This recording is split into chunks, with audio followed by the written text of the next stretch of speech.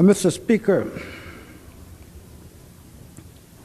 I rise tonight to deal with the problem that occurred in my recent primary election, one in which, let me say that I was successful despite this problem, but I want to bring it to the attention of our nation tonight. For while I mention it in reference to my own experience in the recent primary election, I am convinced that it constitutes a danger for all America and threatens to rip the fabric of our democracy. I represent the 2nd Congressional District in Illinois. It is not an inner city district. It consists mainly of bungalows, semi-professional and blue-collar workers, second and third generation families there. It is approximately 30% suburban, approximately 30% non-black. It is an industrial district that has housed most of the heavy industry in Illinois: automobile assembly plants, stamping plants, 3 steel mills, at one time 4. And in this campaign, a strange thing occurred. A column was written by a columnist in the Sun-Times, Chicago Sun-Times newspaper, by the name of Vernon Jarrett, that raised questions about who really was my opponent because of what appeared to be a strange tilt in the sources of his campaign funding. I want to share some facts with you here this evening that perhaps could be shared by some others who have been targeted, apparently, as I was in this primary, and unfortunately lost their re-election bids. After seeing this column, I began to check the records and the Federal Election Commission report of my opponent for this year, which was available only for January and February, of course, and began to check the identities of those who had contributed to his campaign. And I want to let you know what I found. It relates to an organization called the American Israel Political Affairs Committee. And so before I begin to give numbers, amounts, let me first familiarize you with the American Israel Political Affairs Committee, because it is not well known beyond Capitol Hill in Washington, D.C., and your elected representatives. It is indeed a rather shadowy operation. And I want to not just try to describe the American Israel Political Affairs Committee, better known as AIPAC, and I'll refer to it as so from the initials AIPAC, AIPAC. not to be confused, incidentally, with the term PAC, referring to political action committees. That's a different kind of PAC. Political action committees, as you know, are those organizations under the Federal Election Commission that organize to contribute money to campaigns for federal candidates and others. But AIPAC means the American Israel Political Affairs Committee, not a PAC. Has no right to contribute money to candidates, therefore. But rather than try to describe it myself, I want to just read excerpts to you from newspaper reports that I discovered when I began to pursue this matter, and in the process began to realize that I had been targeted for defeat by AIPAC. First, the Wall Street Journal, June 24th of 1987. An article by John J.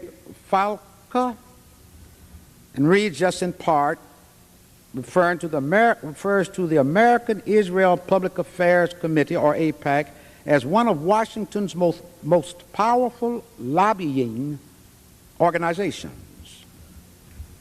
And he points out in this article that according to a computer-aided analysis of 1986 Federal Election Commission reports, despite AIPAC's claims of non-involvement in political spending, no fewer than 51 pro-Israel PACs, most of which draw money from Jewish donors. I'm reading a quote from the Wall Street Journal. Jewish donors and operate under obscure sounding names, are operated by AIPAC officials or people who hold seats on AIPAC's two major policy-making bodies. Continuing this article, the analysis shows that 3 of 7 regional chairpersons at AIPAC direct PACs, meaning political action committees, now those who can legally contribute money and do. 3 of 7 regional chairpersons at AIPAC direct PACs, political action committees, and 26 more political action committee chairmen or treasurers sit on AIPAC's 131-member executive committee, which meets 4 times a year and sets overall lobbying strategy. 22 more political action committee leaders hold seats on the second advisory body of AIPAC, the 200-member National Council.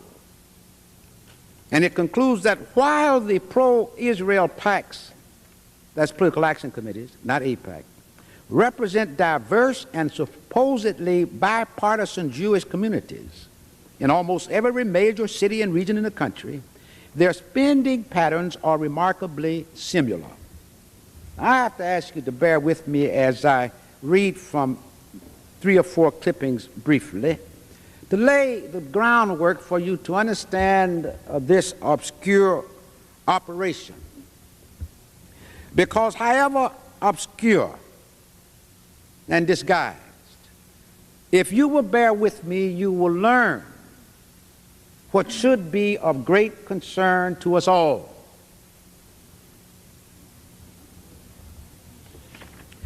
The next clipping, and I'm going to relate these down the line, is from the Washington Times newspaper, January 13th, 1989.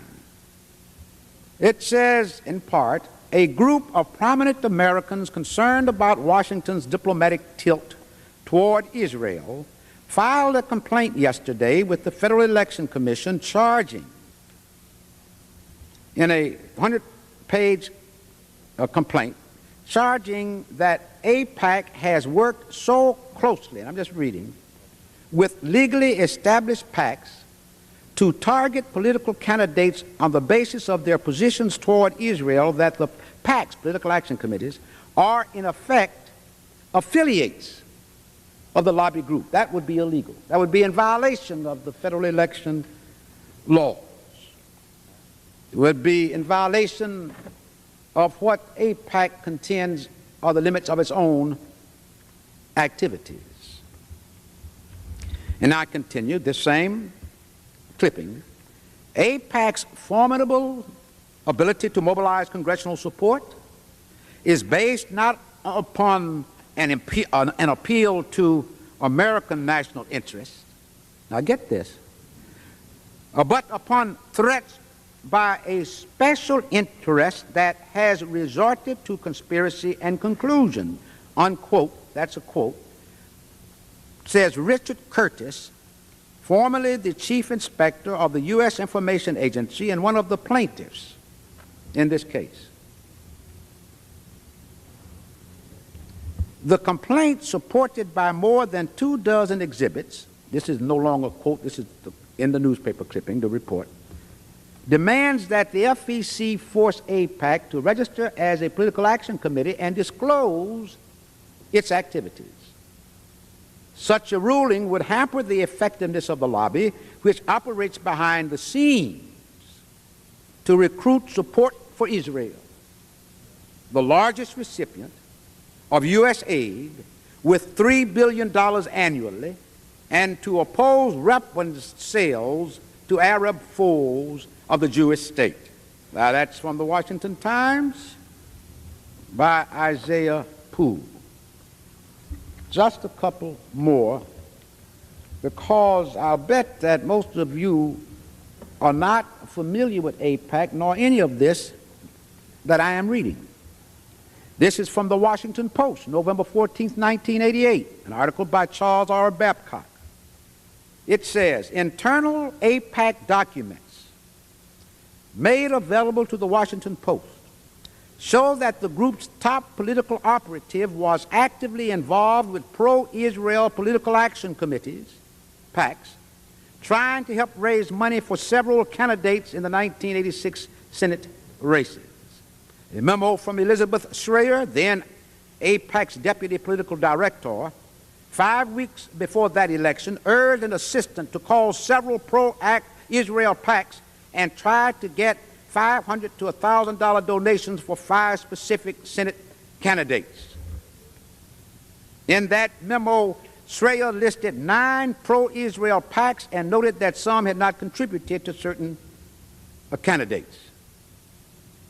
4 other documents in 1985, letters from Schreier to individuals in Massachusetts, California, and Hawaii. In them, she offers to provide fundraising ideas and arrange speakers for new pro-Israel PACs, sends a sample solicitation letter and a list of pro-Israel PACs to a fundraiser for her candidate, and volunteers to answer questions about how to start a PAC.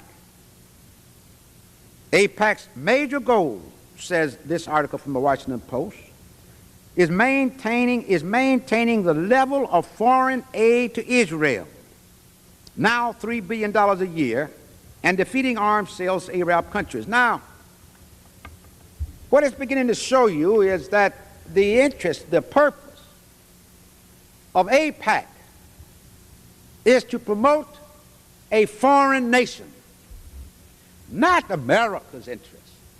An organization operating within America, composed of Americans, in the interest of a foreign nation, interfering in the internal affairs and the elections of this nation. Let me show you, let me go just go a little further now. Here's again from the Washington Post, October 7th, 1988. Let's see what kinds of interference, for what purpose, and who do they attack? Let's watch this. This article written by the same Charles Babcock.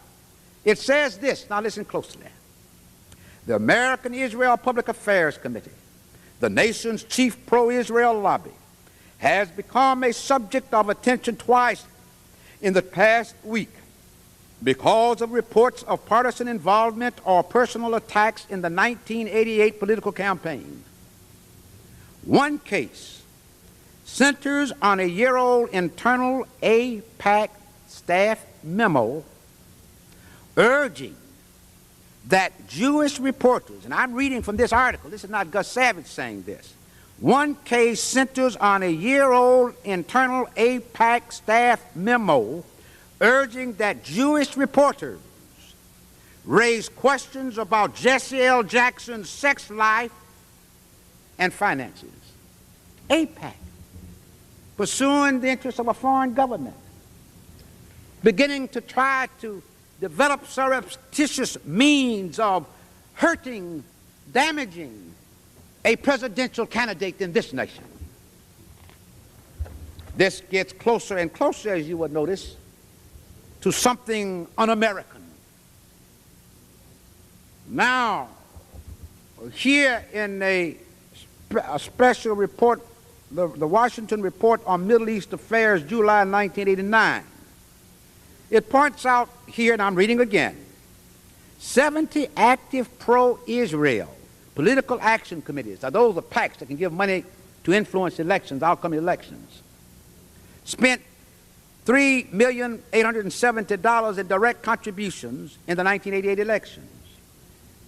And I'm skipping over just reading excerpts. There are several factors that make these pro-Israel PACs unique. The first is their names. Now you might ask, what's in a name? Then if there's nothing in a name, why try to name something in a way as to not reveal its purpose and its function? It continues in this article, Edward Rhoda, whose Sunshine News Service publishes Pax Americana, that's a book, to draw this admission from Robert Golder, president of Delaware Valley PAC. From Robert Golder, president of Delaware Valley PAC. Now that's an innocently sounding name, Delaware Valley PAC. That could be about nature. Could be about the streams or whatever else might attract people to the small state of Delaware. Could be about the headquarters of the many corporations that are located there. But what does Golder, the president of the Delaware Valley PAC, say? Quote from this article, quote, "This PAC is a group of American Jewish people working for a stronger American position on Israel. I don't know that it is necessary for outsiders to know who we are. It's a small group of Jewish fundraisers raising money from mostly Jewish contributors, and we can explain who we are to them," unquote. Robert Golder, president of the Delaware Valley PAC.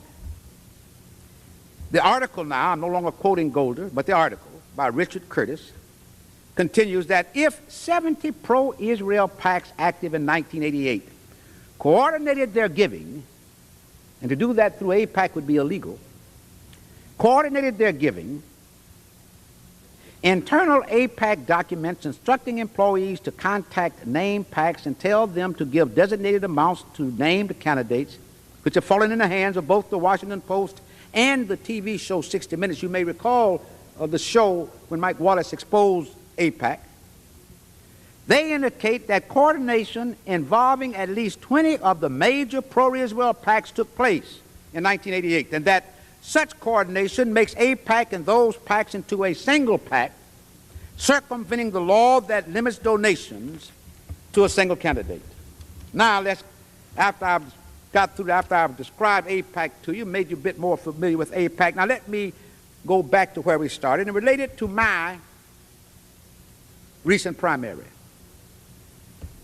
Here's a letter dated February 28, 1990, from a Robert H. Asher, 211 East Chicago Avenue, Chicago, Illinois. Now, I'm going to tell you who, and I'll identify for you this Robert H. Asher later.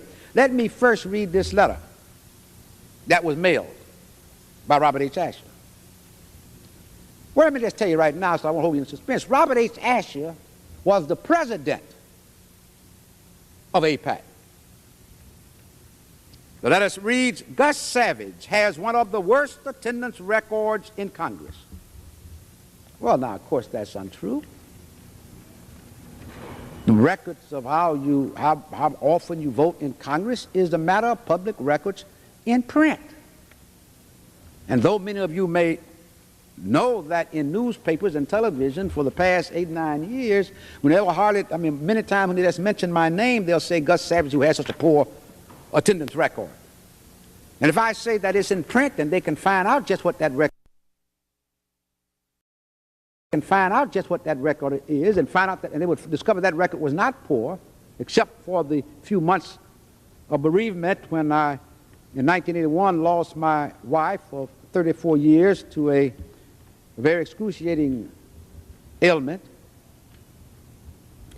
That except for that, nowhere near poor. But yet he says this.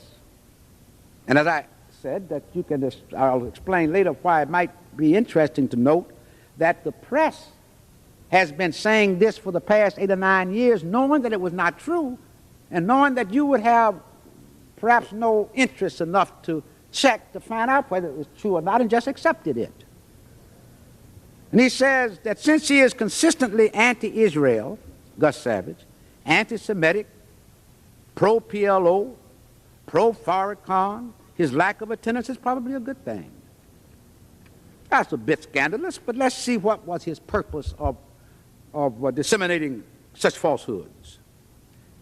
If Savage is not defeated this time, he'll be in Congress as long as he wants. Well, I hope he was correct in that regard at least. Then he concludes, please send your check payable to the committee to elect Mel Reynolds in the enclosed envelope. The primary is less than a month away. Sincerely, Robert H. Asher. Wonder why he's so interested in AIPAC in influencing the outcome of a primary election in the 2nd District of Chicago. The main issue in the 2nd District in Chicago is not Israel. It's about jobs, either unemployed steel workers, unemployed automobile workers, jobs, working conditions, wage rates, federal assistance to avoid mortgage foreclosures as a consequence of unemployment resulting from the structural economic changes in our country, not Israel. Why then would he be so concerned about the outcome of that election? Let's see just how concerned he actually is. Now what I'm going to do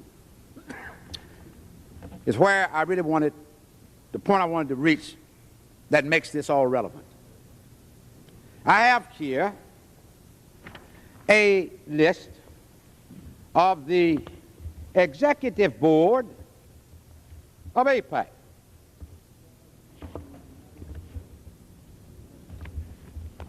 The executive board of AIPAC and its national council and officers. That's how I know who Robert Asher is. What I intend to do here now is to take the Federal Election Commission report filed by my then opponent, Mel Reynolds, filed here, his signature for January and February of this year, the only one now, the latest one that's available. Now, I'm making this statement because I want you to conclude or agree with me that we need to strengthen the federal election laws. We need to enforce that which now exists against AIPAC. And we need to be concerned about an agency whose main concern is the interest of a foreign government taking advantage of the rights and privileges of American citizenship to influence your Congress. Now, Reynolds had to file this as all candidates do. And incidentally, let me say, when I go to point out to you how much money he raised, you will find during that period, though they say incumbency is protected by our capacity to raise so much money, in that period I only raised $15,000. But Reynolds raised $51,000, more than 3 times as much. Never held office before in his life. Didn't live in the district until a couple of years ago. What about all of this money? Well, I can tell you something about money. I was doing our break in January. I took a little time off. I play golf. At least I claim I do. Some of those who play with me deny that. But at least I try, and I enjoy it. Find it relaxing. So there is a great golf course down in the Bahamas called Paradise Island. So I went to Nassau to play golf. And after you finish a round of golf, you go back to the hotel resort, as some of you have done, I hope, and you go outside because it's such a wonderful climate there. And there's outside bar or refreshment stand, maybe a better way of putting it. And you go out and you refresh yourself, and they have entertainment outdoors there by the bar. And in this instance, there's calypso singing, very common in this part of the world. And the fellow was singing a song, a calypso song. I had not heard it before, but I do remember the lyrics because they were so interesting. And they are applicable here. You know, calypso is like the blues to African Americans. It's often they're complaining about personal problems. And in this song, that's what he was complaining about. That according to the lyrics of this song now, this man was complaining about his woman. Not uncharacteristic of calypso songs, nor of the blues. Apparently she had come home very late one night. In fact, she had stayed out all night long. And as they say, the sunshine had caught up with her. She said, the song says, indicates that she came in, fell asleep.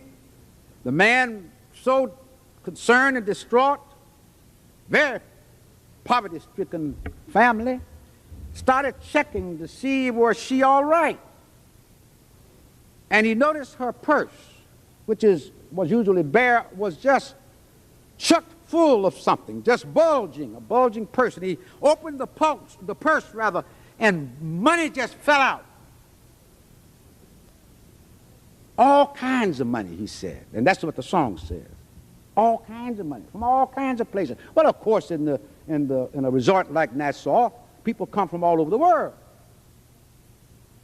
And as the song goes, he tried to awake her, to ask her, where did you get all of this money? That's the title of the song. And it goes, where did you get, I can't sing, unfortunately. Some people say I don't speak too well either, but let me just talk it. It says, where did you get this money? American money. German money. Japanese money. Jewish money. Where did you get all of this money?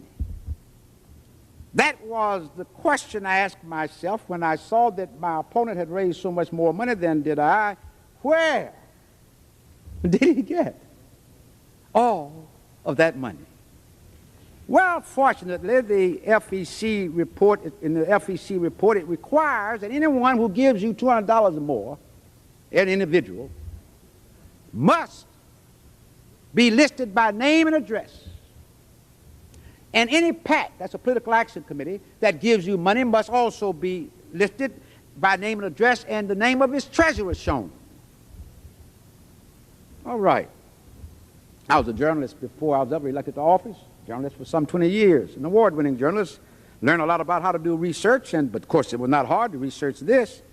So I took this list, and I looked at his individual contributors. Let me give you these figures. Just bear with me, if you please. Now, of that amount that he had raised, 8,250 of it was itemized as individual contributions, meaning from people who gave him $200 or more. Of that $8,250, let's see how much came from where. And to do that, I refer back to this list from APAC, now blown up so you can see. list of its executive committee and national council and officers. We want to see how many people who contributed this money, the large sums, also on the executive committee of the national council or as an officer of AIPAC. Called cross-checking, you know.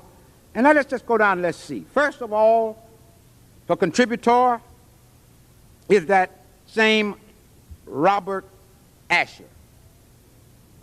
Now, you know, the most an individual can give to a candidate is $1,000. The most that a PAC can give to a candidate, however, is $5,000. Private corporations cannot give money. Unions cannot give money out of union funds. Now, let's just check it. Robert Asher, as I told you, is the president of AIPAC. Is addressed at 51 Oakmont Road, Highland Park, Illinois. That's not in the 2nd District, not even in Chicago. But he's interested in the 2nd District to the tune of $1,000. Let me just read this list. Mary Jane Asher, $1,000, Highland Park, Illinois. Daniel Asher, $1,000, Highland Park, Illinois. Howard David Sterling, Beverly Hills, California, $250.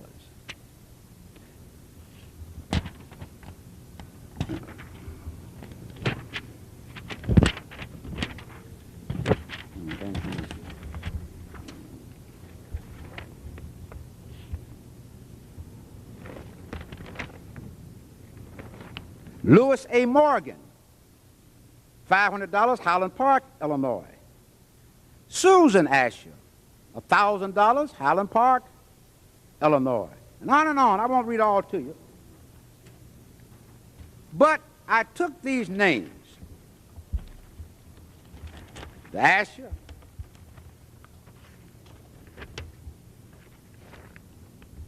Robert Adler, $500. Robert Adler. Louis Morgan, Irvin Wine, $500. Took all those names and found that they were all on the executive committee of AIPAC. Not living in Chicago, let alone in the 2nd Congressional District, but board members of AIPAC who were not supposed to try to finance campaigns. Not legally can it, has not the legal authority. And when I added it all up, as you can if you like to check these, because everything I've mentioned here is available to you, AIPAC's list, the FEC report of my opponents, all this is available to you. I added it up, and it showed that of the $8,250 from individual contributors, itemized amount of contributors, 6,750 were from these. In other words, 82%. I'm not saying that he got a few contributors who liked AIPAC or loved Israel or to give him some money. Nothing unusual or odd about that. But not 82% of all of those contributions for people affiliated with AIPAC, one organization, not in the 2nd District. Primary purpose, concerned about the interests of a foreign nation. Now, from PACs, political action committees, people organized to give money to campaigns. He received from those $20,500. So I wanted to check to see what PACs. Well, you have, again, all of this is easy if you know your research, and I'm hoping you follow me so you can practice some of this yourself. It's surprising what you can learn sometime, just a little time. The Almanac of Federal PACs, published right here in Washington. This is a reference book. Lists all the PACs and their officers. But more than that, it groups them by purpose. If you have a good labor record, such as I do, you'd want to naturally want to solicit funds from the labor unions. So they'll list all the labor unions, and you go and solicit your money. It also groups them by whether they are pro-Israel or not. Almanac of Federal PACs, 1990. Let's see here. says the emergence of a network of pro-Israel PACs as an important source of campaign funds for federal candidates has become an issue of intense controversy, even among American Jews who want to promote Israel's security but don't want to be perceived as being driven by a single issue. I didn't say that. That's what this book says. There was little doubt that contribution decisions are centralized either through a formal or informal arrangement, and then it proceeds to list these pro-Israel PACs. It says it is well documented that many of the pro-Israel PACs were created with AIPAC's encouragement. AIPAC, despite its name, is not a PAC but a lobbying organization. Under federal election law, PACs are deemed to be affiliated if they are established, directed, or controlled by a common organization, or if they have the same officers, vendors, or contributors. Then it lists these pro-Israel PACs affiliated with AIPAC. So I took this list, you see, and compared it to his list of PAC contributors, the total of which he received $20,500. Let's see how much of that $20,500 came from these pro-Israel PACs affiliated with AIPAC. AIPAC, of which most of you have never heard, but influences who represents you in this august body. Now let's go and let's take a look. PACs. $5,000 to Reynolds for Congress from the Joint Action Committee PAC. Joint Action Committee PAC listed right here. Let me get your list here. Wait, listed right here. Joint Action Committee PAC, Highland, Illinois, affiliated with AIPAC, pro-Israel PAC, according to this almanac, this reference work, rather, that I did not write. Washington PAC, $1,000 to Reynolds for Congress, Morris, Amate, Treasurer, Washington, D.C. In this list, Multi-Issue PAC, $1,000, Highland Park, Illinois. In this list, Citizens Organization PAC, $5,000, Los Angeles, California. In this list, ain't got to the 2nd District yet, you notice. Listen to these names. Nothing says anything pro-Israel in these names. Obscure names. Why? Citizens Organization PAC, Los Angeles, California, $5,000. Hudson Valley PAC, Spring Valley, New York. Interested in the 2nd District? Spring Valley, New York. No steel mills up there. $1,500, Reynolds for Congress. Americans for Good Government, $1,000, Jasper, Alabama. In this list, East Midwood PAC, $250. Garden State PAC, Union, New Jersey, $1,000. In this list, Desert Caucus PAC, Tucson, Arizona, $1,500. In this list, Heartland PAC, Cleveland, Ohio, $2,500. In this list. What does it all mean? It means of the $20,500 that he received from PACs, $19,750 came from PACs with obscure names affiliated with AIPAC, an organization whose main concern is the interests of Israel, not America. Be that interest good or bad, right or wrong, but a foreign government. That amounts to 96% of all his receipts from PACs. That means practically all of that money in that purse, or his purse, practically all came indirectly from AIPAC. More than 9 of every $10 of the money for one to challenge me in the 2nd District of Illinois, where Israel's interests are far from being primary. Now, let me say something about my position regarding Israel. May explain the concern, but certainly doesn't justify a body with no legal right to do so, whose primary concern is a foreign nation rather than the interests of America, trying to determine the outcome of an American election for Congress. That, my friends, Mr. and Mrs. America, is dangerous indeed.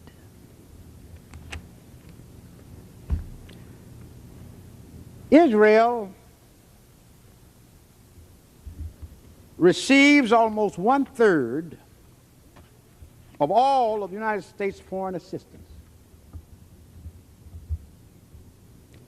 $3 billion in the foreign assistance bill, and usually $400 or $500 million more tacked on here and there. Roughly $3.5 billion a year. That's not the government's money, that's your money. Your tax dollars.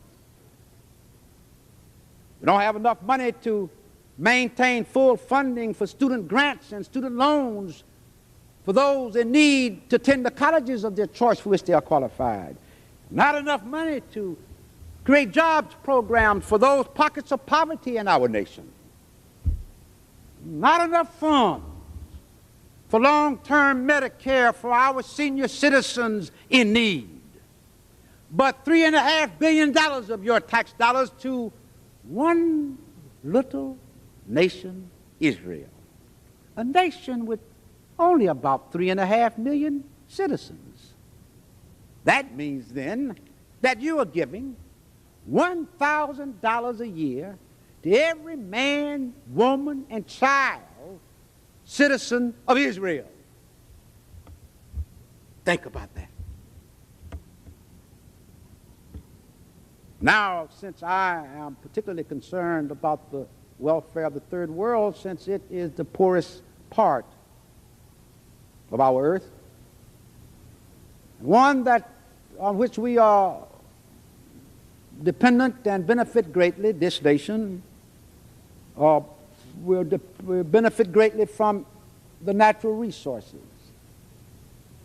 of the 45 sub-Saharan African nations. Now, while Israel only have 3.5 million citizens roughly, there are some 350 million citizens in the 45 sub-Saharan African nations. How much do we give them out of our foreign aid? $550 million only, which comes to, compared to the $1,000 for Israeli, $1.57. Our resources from there, but our money goes to Israel. Seems to me we should drop some of the pollen where we get the honey. Even bees know that. My position is that is upside down. We should give the larger amount to the larger group of people who are in greater need and from whom we benefit most materially in Africa. Give the $3.5 billion to Africa. Let the $550 million go to Israel. But more than that, $1.8 billion of that $3.5 billion is for war, military aid. Well, my God, military aid to Israel, a nation that holds in prison presently some 9,000 Palestinians, unfairly, unjustly, many without charges. Military aid to a nation that in the past 3 years has killed, unarmed, defenseless, 650 men, women, and children of Palestine. Why not better take that military aid and take it over to Zambia in Africa? Give it to the African National Congress so that they can be sufficiently armed to chase off the face of the earth the last remaining vestige of fascism, the apartheid regime of South Africa.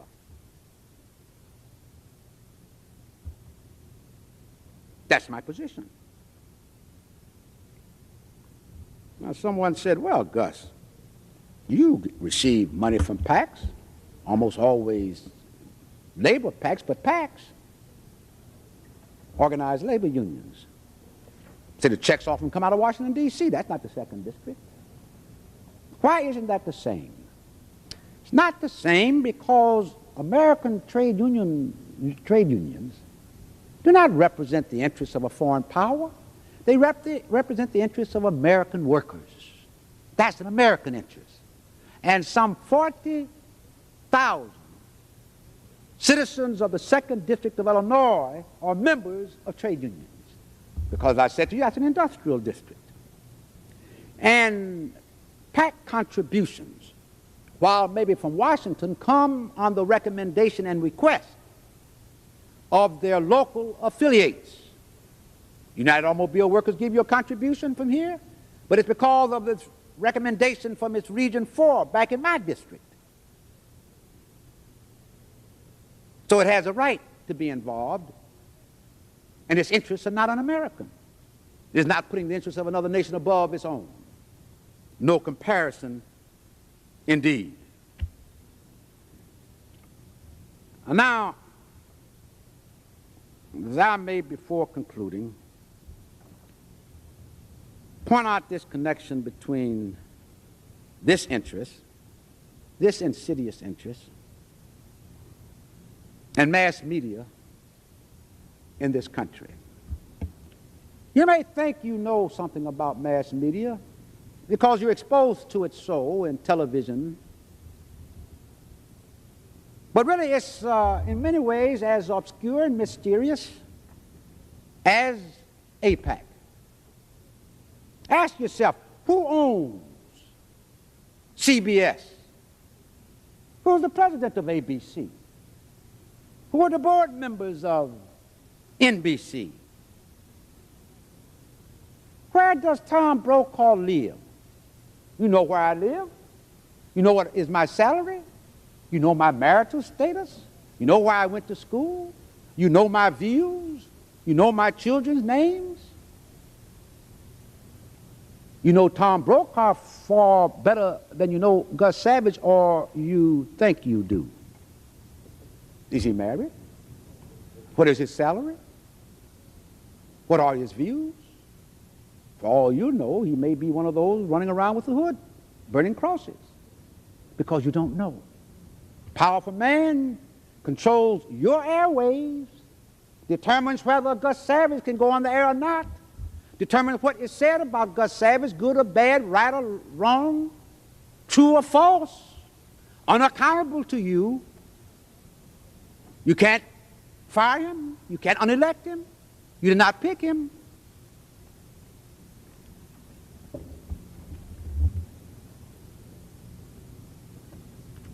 I want to say something about the campaign coverage because it was rather strange. May not be coordinated by AIPAC, but the apparent influence of a network of reporters across this country in the major daily newspapers and the television stations operating in the same way, telling the same lies simultaneously, makes one wonder. My campaign, Chicago Tribune, that's a major daily newspaper, largest circulation in Chicago, has a Pulitzer Prize columnist named Mike Royko, wrote a column during this campaign strongly condemning me, and falsely so. Said in the column that I had phoned him and told him that what appears to be my concerns are really false. I'm not really concerned about civil rights and racism and so forth in America, so I just use that to help stir people up. And he said when I told him that on the phone that he felt this, and then he told me what he said to me and what I said back and what he said and so. But the problem is I've never talked to Mike Royko in my life, by phone or otherwise. In other words, he made up the column. When I protested to the editor of the Chicago Tribune, said, look, I never talked to this guy in my life. How could he write this falsehood? Would you ask him to retract it or explain it or prove it? Never a reply. unaccountable. The political editor of the Chicago Sun-Times, same thing. Steve Neal, same thing, called me all kinds of names. I've never met him, never talked with him. Then you have, and I don't want to say that the only people who may be a part of such a network would be these columnists. Generally, the white press would have at least one so-called parent African-American columnist to jump on an African-American too, if in case the African-American hollers too loud and says, well, this columnist jumping on me is white, so you got a page in the Chicago Tribune, the Raspberry, and the Washington Post, and on. That's typical. Same kind of columns. I was on Crossfire on CNN. Some of you may have seen it, and you saw what a time Robert Novak gave me. I'm sure if you saw it, you could see it wasn't fair. How much does he earn? Where is he married? Does he attend church? Has he ever been a member of the Ku Klux Klan? I'm not saying that he is. I'm not saying that he's married. What is his sexual preferences? I don't know none of that. All I'm saying is we don't know anything about these powerful bosses or spokesmen or talking heads on television and columnists in the most powerful newspapers of our land. Democracy depends upon a free and fair press. I held a hearing to try to save the Economic Development Administration that the President has asked to be eliminated. I held a hearing in Pennsylvania, the coal mining area, where because anthracite coal has such high sulfur content, people have unemployment, suffering unemployment in double digits. Held it in Chicago because their African-American community suffers unemployment in double digits. Has not enjoyed the prosperity that other parts of the country has, or that the prosperity that this country in general has enjoyed in the past 8, 9 years. We need economic development projects in such areas.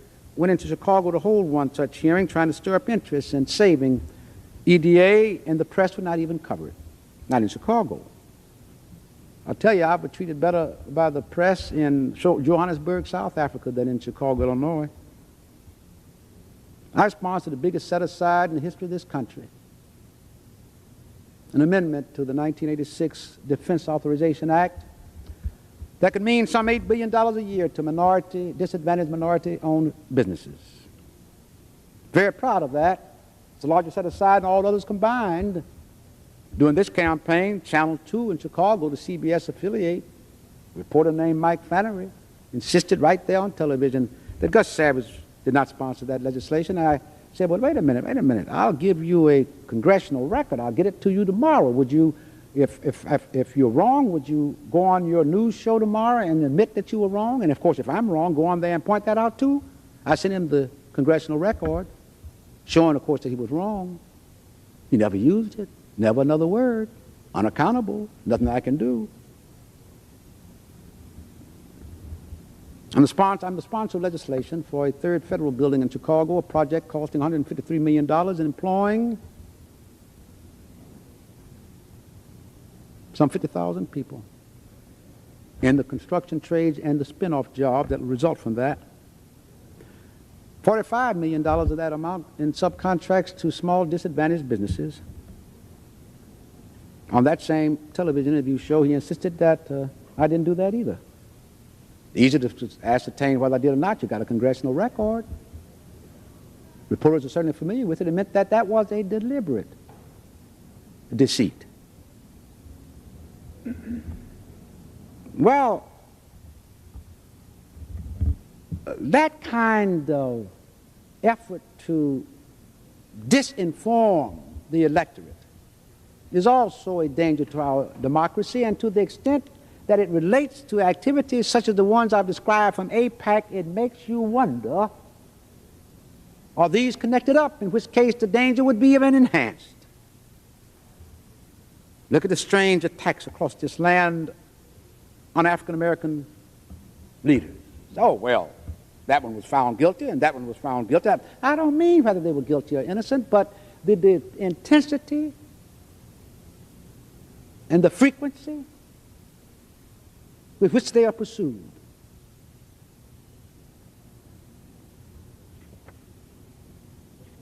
Finally, let me say that I hope I've given you enough information already to cause you some concern. We operate in an atmosphere today that is not favorable to civil rights and racial equality. You might call it high-tech racism. The kind of racism that would cause a movie like Driving Miss Daisy to be named the best movie of the year. Driving Miss Daisy. Because maybe there are those in America who would like to turn back race relations to the old days where blacks did do the driving and Miss Daisy rode in the back. But those days, my friends, are gone forever. Some of us may have to drive Miss Daisy, but we don't love it. And it doesn't make a very good movie, for it's insulting to too large a segment of the American population at a time of high-tech racism. Driving Miss Daisy. Wonder how my American Jewish friends would feel if there was a movie about during the Holocaust where some Jewish man who was compelled because of imprisonment or whatever the reasons under the Holocaust to be a chambermaid for some Nazi general, and the movie was about how much he enjoyed that, which of course would not have been true any more than Driving Miss Daisy, how much he enjoyed that, and that movie received an Academy Award. Wonder how they would feel. Well, that's just how African Americans in the main also feel. We are losing an understanding of each other, or when we need to understand each other more than ever, because America is losing its competitiveness in world trade. It's become a debtor rather than a creditor nation. And part of the reason is worsening race relations, where the number of male blacks in college is falling down, the number in prison going up. Unemployment has remained at double digits for the past 10 years. More than 50% of black children live in single-parent families. The black family being destroyed to the disadvantage not just of blacks, but of all America.